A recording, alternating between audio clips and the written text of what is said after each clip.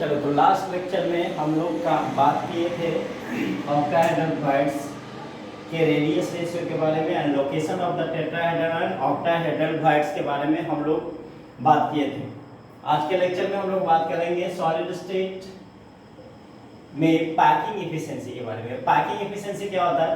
तो packing efficiency का क्या मतलब होता है कि एक सर्टेन स्पेस में किसी ऑब्जेक्ट को या फिर किसी बॉल को या फिर कुछ भी, क्योंकि हम लोग यहाँ पे सॉलिड स्फीयर्स लेते हैं, तो सॉलिड स्फीयर्स को ही मान लो एक पैकेट है, उसमें सॉलिड स्फीयर्स को अरेंज करना है या फिर बॉल को अरेंज करना है, और आपको कोशिश ये करनी है कि मैक्सिमम नंबर ऑफ बॉल्स उस फिक्स्ड स्पेस में अरेंज किया जाए, ठीक है, ताकि उनके बीच जो स्पेस बचे वो मिनिमम हो, ठीक है।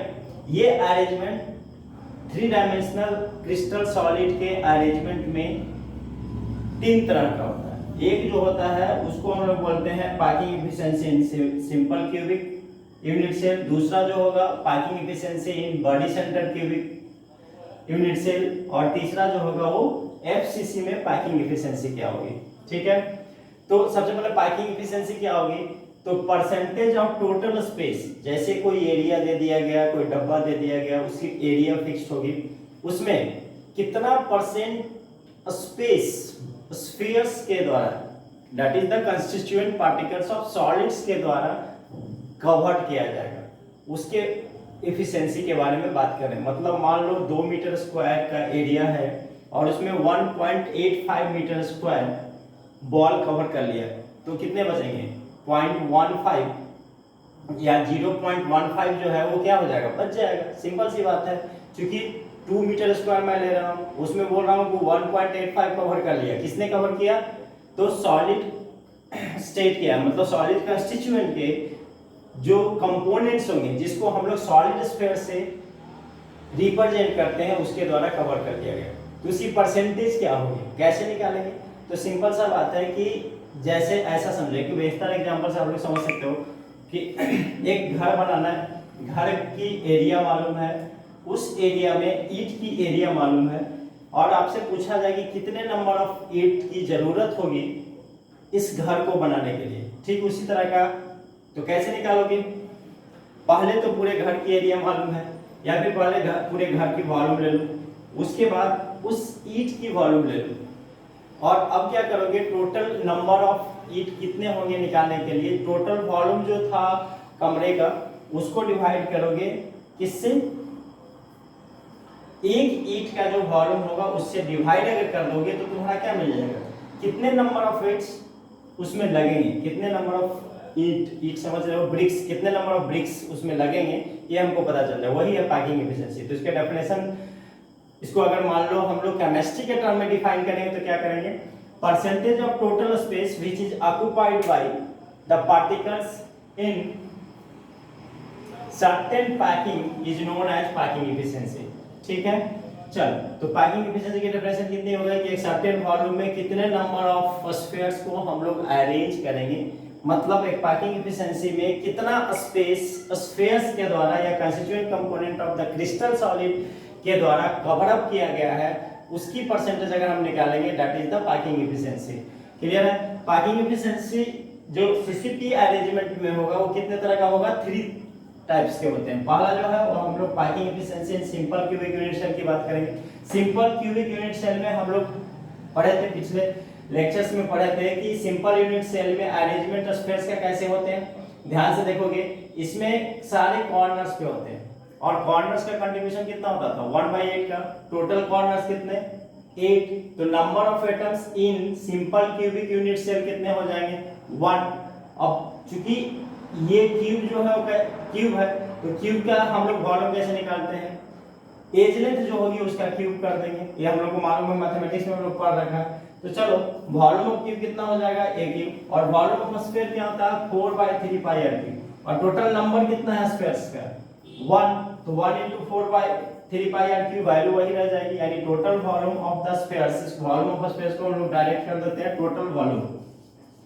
टोटल वॉल्यूम ऑफ स्फीयर कितना हो गया? 4/3 पाई r क्यूब। क्योंकि इसको 1 से मल्टीप्लाई करोगे तो वैल्यू में कोई चेंज नहीं आएगी। तो अब ध्यान दो, अब यहाँ गौर से देखना है, ये दोनों जो स्फीयर्स आपको दिख रहा है, ये दोनों आपस में टचिंग होते हैं। तो दोनों अगर एक दूसरे को टच करेंगे तो ये दोनों मिलकर इस पूरे एज लेंथ को कवर करेगा। मतलब क्या हुआ कि इसका आर आएगा और इसका आर आएगा, दोनों के आर को जोड़ दें तो एज लेंथ के बराबर हो जाएगा। तो यहां से रिलेशन क्या आ गया, ए बराबर 2r। अब करना क्या है, कुछ नहीं करना है, टोटल वॉल्यूम ऑफ स्फीयर्स निकालना है। कैसे निकालोगे, सिंपल सा बात है, देखो वहां पे total volume of sphere equal to कितना हो जाएगा 4/3 पाई आर क्यूब। ठीक है, since total number of atoms in a simple cubic unit cell 1 होता है तो 1 से मल्टीप्लाई किए होंगे। चलो हम यहाँ पर 1 से मल्टीप्लाई कर देते हैं सुविधा के लिए। 1 × 4/3 पाई आर क्यूब, तो वैल्यू क्या रह गई, वही 4/3 पाई आर क्यूब ही रह जाएगी। अब वॉल्यूम ऑफ क्यूब क्या होता है, हम लोग को मालूम है a क्यूब, और a किसके बराबर है, 2r के बराबर, तो 2r का क्यूब कर दिया 8r क्यूब हो गया। पाइकिंग एफिशिएंसी क्या होता है, टोटल वॉल्यूम ऑफ स्फीयर्स, मतलब जो अरेंज करो क्या स्फीयर्स है ना, तो स्फीयर्स की टोटल वॉल्यूम कितनी है, स्फीयर्स की total volume 4/3 pi are cube है। और किसमें अरेंज करना है, क्यूब के अंदर अरेंज करना है, तो divided by volume of cube और मल्टीप्लाइड बाय क्या हो जाएगा 100। तो ये डेफिनेशन हो गई total volume of spheres in crystal lattice unit cell divided by volume of cube multiplied by 100। तो चलो कितना है 4/3 pi are cube, 8r cube into 100 करोगे 52.4% आएगा। इसकी पैकिंग एफिशिएंसी कितनी हो गई 52.4%। चलो इसको कॉपी करो। चलो तो देखें हम लोग क्या कि इससे पहले हम लोग सिंपल क्यूबिक में packing efficiency percentage packing efficiency निकाले। परसेंटेज पैकिंग एफिशिएंसी का फार्मूला क्या होता था, total volume of spheres in unit cell divided by volume of cube. चलो तो देखते हैं एफसीसी क्या होता था। एफसीसी में हम लोगों ने पढ़ रखा है कि एफसीसी में जो अरेंजमेंट होता है स्फीयर्स का वो क्या होता है, सारे कॉर्नर्स पे होगा और फेस के सेंटर पे होगा। गौर से देखो, इस फेस के सेंटर में एक हमने डायगोनल बना लिया, इसको ए मान लिया, इसको बी मान लिया और इसको सी मान लिया। अब ध्यान से देखो, ये बी क्या है, edge length of the cube है, बीसी क्या है, edge length of the cube है, जिसको हमने क्या मान लिया, ए मान रखा है। अब इस ट्रायंगल में, now in triangle ABC, AC square बराबर क्या हो जाएगा, AB square plus BC square, Pythagoras theorem से। अब चलो AC बराबर क्या होगा, root under AB square plus BC square. A की वैल्यू कितनी है, B की वैल्यू कितनी है, A square plus A square का रूट अंडर क्या आ जाएगा, AC बराबर √2a। अब गौर से थोड़ा देखना, ये A और A स्क्वायर ये अलग अलग दिख रहे हैं, एक्चुअल में क्रिस्टल्स में क्या होते हैं, ये तीनों एक दूसरे के टचिंग होते हैं। तो चलो हम लोग को पता है कि कॉर्नर्स का जो स्फीयर्स होता है, कॉर्नर्स का जो स्फीयर्स होता है वो 100% इसका आधा रेडियस आएगा, क्योंकि देखो हाफ पार्ट ऊपर होता है हाफ पार्ट नीचे होता है, तो इसका रेडियस आ जाएगा, इसका भी रेडियस आ जाएगा, क्योंकि आधा बाहर है और आधा अंदर है, तो इसका रेडियस आर, इसका रेडियस आर, और ये तो पूरा का पूरा स्फीयर्स आ रहा है तो इसका 2r आ गया। तो टोटल कितने तैयार हो गया, यहाँ देखो दिखा रहा हूँ, ये वाला स्फीयर्स यहाँ पे है, बीच वाला स्फीयर्स यहाँ पे है और ये स्फीयर्स यहाँ पे है। तो A से C तक डिस्टेंस क्या हो जाएगी, यहाँ से यहाँ तक r लिया, ये पूरे स्फीयर्स का 2r ले लिया, फिर इसका हाफ ले लिया तो r हो गया। ठीक है, तो टोटल कितना हो गया 4r, और ये किसको, किस लेंथ को बता रहा है, AC के लेंथ को बता रहा है, तो AC बराबर कितना हो गया 4r। अब चलो ध्यान से देखो, AC बराबर रूट अंडर √2a आया है और AC बराबर 4 है, तो इस वैल्यू को इसके साथ कंपेयर करो। AC के जगह पे 4r पुट कर दिया तो 4r बराबर क्या हो जाएगा √2a, A बराबर क्या हो जाएगा 4r बाई √2। ये सॉल्व करने पे क्या आएगा 2√2r। अब चलो वॉल्यूम ऑफ क्यूब निकालना था, वॉल्यूम ऑफ क्यूब क्या होता है, a क्यूब होता है, a क्यूब a किसके बराबर आ चुका है तुम्हारा 2√2r के बराबर, यहाँ 2√2r का क्यूब कर दो, कितना आ गया 16√2r क्यूब। ठीक है, और ये टोटल वॉल्यूम कितना आ गया था 4 4 जा 16, 16/3 पाई आर क्यूब। हम लोग पैकिंग एफिशिएंसी का फार्मूला क्या है, टोटल वॉल्यूम ऑफ स्फीयर्स, तो टोटल वॉल्यूम ऑफ स्फीयर्स कितना आ रहा है 16/3 पाई आर क्यूब, यहाँ पुट कर दिया। टोटल वॉल्यूम ऑफ तुम्हारा क्यूब कितना आ रहा है 16√2r क्यूब मल्टीप्लाइड बाय 100, इसको सॉल्व करोगे तो कितना आ जाएगा 74% आ जाएगा। ठीक है, तो अब चलो इतना स्पेस ऑक्युपाई किया, मतलब 100% में 74% ऑक्युपाई कर लिया, कौन सा constituent component of the crystal lattice, अच्छा constituent component of the crystal solid. अब देखो या सॉलिड क्रिस्टल जो कुछ भी बोलना है, अब ध्यान दो यहाँ पे, अब यहाँ पे क्या है कि 74% जब ऑक्युपाई किया तो बचा कितना होगा, 100 में से घटा लोगे, तो यहाँ पे अगर तुमसे पूछ दे कि परसेंटेज ऑफ वॉइड क्या होगा, तो परसेंटेज ऑफ वॉइड बराबर हो जाएगा 100 - 74%, दैट इज 26%। चलो इसको कॉपी करो।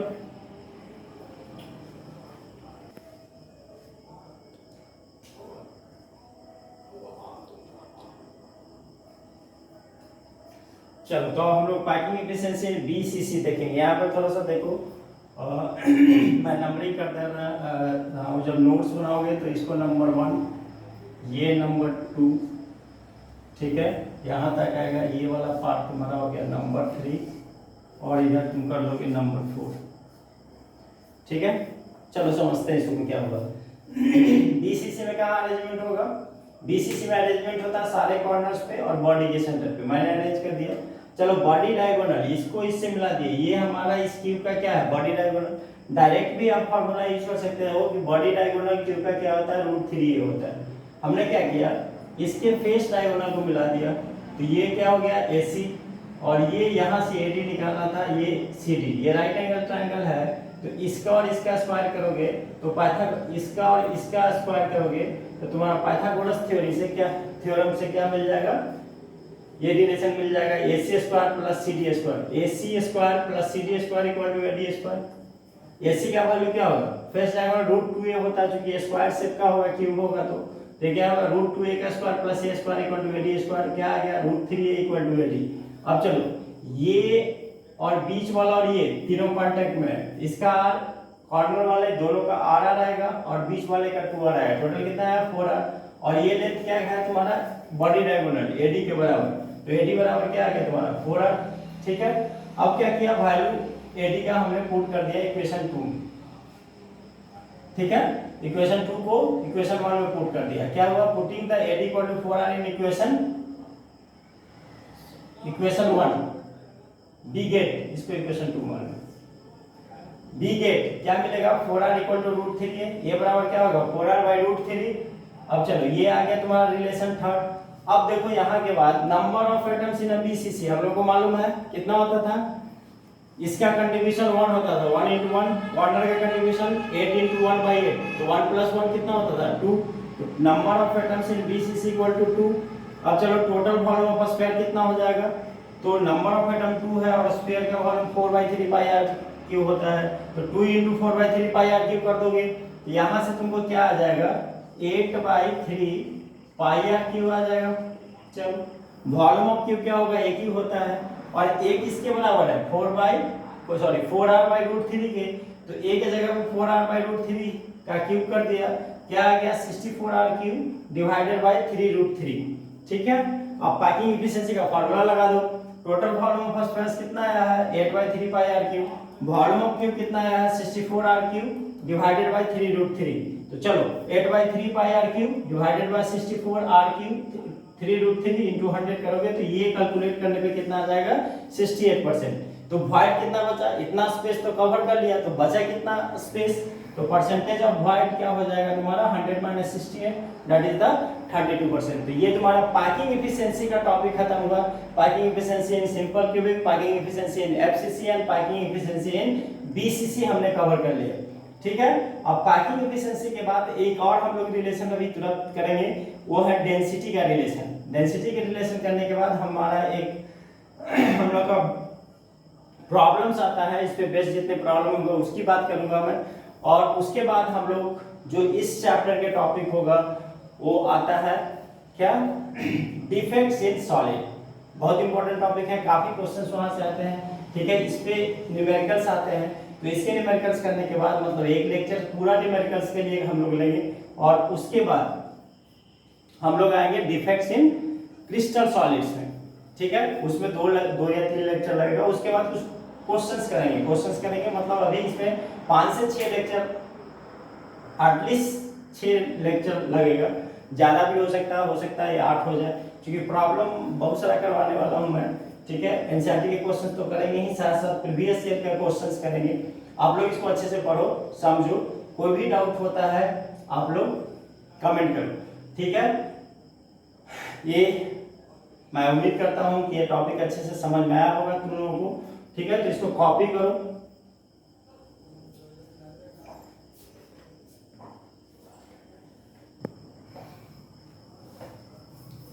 और देखो कैलकुलेशन ऑफ डेंसिटी कैसे करेंगे यूनिट सेल के लिए। देखो यूनिट सेल में volume of cubical unit cell लेते हैं।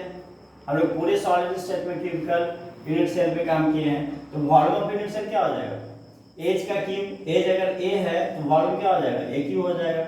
डेंसिटी ऑफ यूनिट सेल क्या होगा, डेंसिटी ऑफ यूनिट सेल हो जाएगा तुम्हारा mass of unit cell divided by volume of unit cell. Clear है? तो मास ऑफ यूनिट सेल कैसे निकालोगे, मास ऑफ यूनिट सेल होगा number of atoms in unit cell multiplied by atomic mass. ठीक है, तो number of atoms in unit cell को हम लोग जेड से रिप्रेजेंट करते हैं, तो जेड लिख दिया, और एटॉमिक मास को कैपिटल एम से रिप्रेजेंट करते हैं, तो क्या हो जाएगा, total mass Z into M हो जाएगा। चलो अब डेंसिटी का फॉर्मूला क्या होता है, mass of unit cell divided by volume. तो मास कितना आ गया, जेड इंटू एम, और वॉल्यूम कितना हो गया, ए क्यूब। लेकिन अब यहाँ पे है क्या कि हम अगर सिंगल एटम का बात करें तो क्या हो जाएगा, क्योंकि यहाँ जेड से मल्टीप्लाई कर रखे हो, ये सिंगल एटम का मास क्या हो जाएगा, molar mass divided by Avogadro's number. ये क्या दे देगा, mass of single atom in unit cell. तो चलो डेंसिटी क्या हो जाएगा, Z into M by A cube into N A. D बराबर इसी को लिख सकते Z A cube into N A. अब चूंकि यहाँ यूनिट जो यूज करते हो वो पिकोमीटर में यूज करते हो। पिकोमीटर क्या होता है, पीएम, पिकोमीटर, पिकोमीटर होता है 10 के पावर -12 मीटर, उसको सेंटीमीटर में करोगे तो क्या आ जाएगा 10 के पावर -10 सेंटीमीटर। अब अगर क्यूब के टाइप पे ले लिया, मतलब ये जो एज लेंथ था, यहाँ ध्यान दो, यहाँ जो एज लेंथ था उसको a इंटू 10 के पावर -10 सेंटीमीटर कर दी, तो जब क्यूब करोगे तो ये वैल्यू क्या आ जाएगा, a इंटू 10 के पावर -10 का क्यूब, तो वॉल्यूम क्या आ जाएगा, a क्यूब इंटू 10 के पावर -30। अब इस वैल्यू को हम लोग यहाँ पुट कर देंगे तो फार्मूला क्या आ जाएगा, z into M by A cube into N into 10 के पावर -30। इससे फायदा क्या होगा, ऐसा क्यों किए, फायदा इससे ये होगा कि यहाँ na का जो वैल्यू लोगे वो 6.022 इंटू 10 के पावर 23 लोगे, और यहाँ एक ही है कुछ वैल्यू रहेगा, ये ऑलमोस्ट कैंसिल हो जाएगा, इसलिए जानबूझ के ऐसा किया जाता है। ये ट्रिक है समझो, कि इससे तुमको कैलकुलेशन में आसानी होगी, तो इसको ऐसा कर दिया। ठीक है, समझ में आई बात। तो ये था कैलकुलेशन ऑफ डेंसिटी, ये पूरा पार्ट कंप्लीट हो गया। अब इस पर एक दो क्वेश्चंस देखते हैं, इसको कॉपी करो।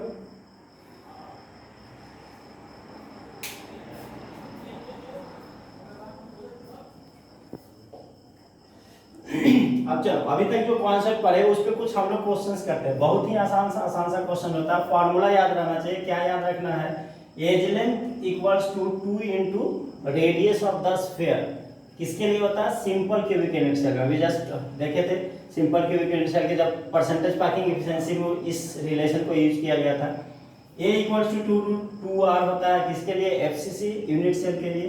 a किसके लिए होगा, a इक्वल टू 4r/√3 किसके लिए होता है, बीसीसी। इसमें यूनिट सेल जोड़ लो, यूनिट सेल, और ये भी क्या हो गया तुम्हारा यूनिट सेल। डेंसिटी का फॉर्मूला भी जस्ट पढ़े, क्या है, z into M by A cube into N A into 10 के पावर -30 ग्राम पर सेंटीमीटर क्यूब। ठीक है, चल तो पहला क्वेश्चन है, बहुत आसान क्वेश्चन है। Radius of copper atom is 120 picometre. Copper atom को क्रिस्टलाइज किया गया, उसमें उसकी रेडियस दिया गया है 128 पिकोमीटर। अब कहता है कि crystal is FCC type. Crystal कैसा है, एफसीसी टाइप है। Find the edge length of unit cell. ये क्या होता है, एज लेंथ। रेडियस क्या होता है, r। रिलेशन हमारा क्या है, a equals to 2√2r। As we know a बराबर 2√, a इक्वल्स क्या हो जाएगा 2√2r। r का वैल्यू दिया हुआ है, √2 का वैल्यू 1.414 होता है, 128 रेडियस है, और 2 से मल्टीप्लाई करो, ये मल्टीप्लाई करोगे तो कितना आ जाएगा 362 पिकोमीटर। तो ये इतने आसान सा क्वेश्चन होते हैं कि कई बार ऐसा पूछेगा, एक क्रिस्टल है एफसीसी टाइप है, दूसरा क्रिस्टल है बीसीसी टाइप है, तो बताइए कि दोनों का डेंसिटी का रेशियो क्या होगा। तो इस फार्मूला पे दोनों को निकालेंगे और उसे क्या कर लेंगे, डेंसिटी निकाल लेंगे, रेशियो निकाल लेंगे उसका। कई बार दूसरा क्वेश्चन क्या हो सकता है, इसी क्वेश्चन से तुमको बोलेगा एज लेंथ के बजाय यहाँ रेडियस मिल रहा है, एज लेंथ दे देगा, रेडियस पूछ लेगा। ठीक है, तीसरा क्या पूछ सकता है, पैकिंग एफिशिएंसी पूछ सकता है। तो एफसीसी टाइप है तो पैकिंग एफिशिएंसी कितनी हो जाएगी। अब मान लो इसी क्वेश्चन में जोड़ दें, what would be the packing percentage packing efficiency, what would be the percentage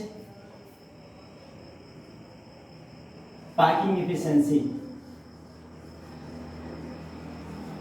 ये अगर हमसे पूछता है क्या करोगे, बहुत सिंपल सा बात है, एफसीसी टाइप है तो पैकिंग एफिशिएंसी कितना आएगा 74% आएगा। यहाँ लिख देंगे पैकिंग एफिशिएंसी इक्वल्स, अभी हम लोग जस्ट निकाले हैं परसेंटेज पैकिंग एफिशिएंसी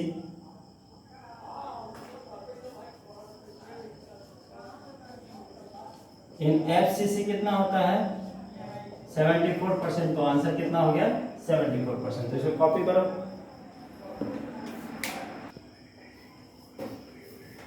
चलो अभी हम लोग क्वेश्चन देखें। और देखो नेक्स्ट क्वेश्चन क्या है, the edge length of NaCl unit cell is 564 picometre, what is the density of NaCl।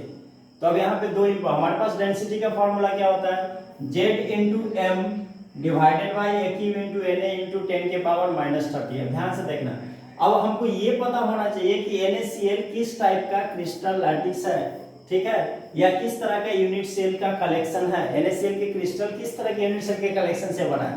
तो NaCl जो होता है वो FCC लैटिस होता है, और FCC लैटिस में हम लोग या FCC यूनिट सेल में ऐसा बोलो टोटल नंबर ऑफ एटम्स कितने होते हैं हम लोग को मालूम है, कितना होता है 4। ये हम लोग पहले के लेक्चर में पढ़े हैं, अच्छे से पता है कैसे हम आता था, क्या करते थे 8 इंटू 1/8, 1 आ गया, contribution by corners, contribution of atoms at the corners कितना हो गया 8 इंटू 1/8, 1 आ गया, कंट्रीब्यूशंस बाई फेस सेंटर कितना होता था हाफ, और फेसेस कितने होते थे 6, 1/2 इंटू 6 कितना आ गया 3, दोनों को ऐड किया तो टोटल नंबर ऑफ एटम कितने आए थे 4।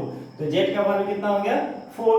अब वैल्यू पुट कर दो 4 इंटू 58.5, 58.5 कहाँ से आया, तो देखो NaCl के यहाँ से मास निकाल लेते हैं। NaCl Na का कितना होता है 1 इंटू 23, Cl का कितना होता है 1 इंटू 35.5, दोनों को ऐड करो तो क्या आ जाएगा मास, ठीक है।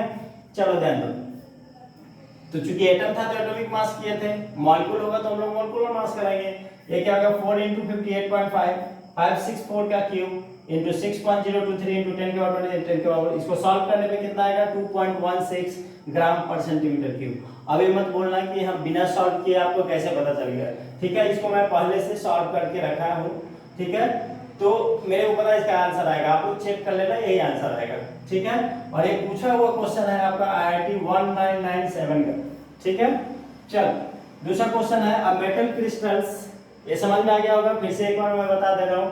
डेंसिटी फाइंड करना था, फार्मूला हमको मालूम है Z into M into A cube into Na into 10 के पावर -30। NaCl का टाइप क्या होता है FCC टाइप का होता है। FCC में Z की वैल्यू कितनी होती है 4 होती है, put the value get the result, 4 put कर दिया। मास मोलर मास कितना होगा NaCl का, यहाँ हमने निकाल लिया 58.5। एज लेंथ दे रखा है 564 पिकोमीटर में था, इसको मल्टीप्लाई कर दिया और Na का वैल्यू पुट किया, जो फॉर्मूला में जैसे था पुट कर दिया। सॉल्व करने पे क्या आ गया हमारा 2.16 ग्राम पर सेंटीमीटर क्यूब, ठीक है। अब चलो नेक्स्ट क्वेश्चन है, ये क्वेश्चन तुम्हारा 199 का है, ये कब का है IIT 199 का। चलो देखो IIT में इतने आसान क्वेश्चन पूछे जाते थे, ठीक है, तो ऐसा नहीं कि क्वेश्चन टफ आते हैं, कॉन्सेप्ट जो होता है उसमें वेरिएशन किया जाता है। जैसे मेंस लेवल के क्वेश्चन इसी तरह के होंगे, ठीक है। एडवांस में एप्लीकेटिव क्वेश्चंस आते हैं, तो जब आपके मेंस 100% श्योर हो जाए तो एडवांस के लिए हम लोग एप्लीकेशंस के अलग से करेंगे लेक्चर्स में, और वो एडवांस का लेक्चर जब होगा तो आप लोग पहले मेंस क्वालिफाई करो, पहले मेंस को फोकस करो और 12th को फोकस करो, उसके बाद मेंस नीट एंड 12th को फोकस करो, बाद में हम लोग एडवांस की बात करेंगे। इसके बाद जब इतना तैयार हो जाए तो एडवांस के लिए काफी होता है 20 से 25 दिन का क्लास, जिसमें आप आराम से एडवांस को अच्छे रैंक से क्वालिफाई कर सकते हो।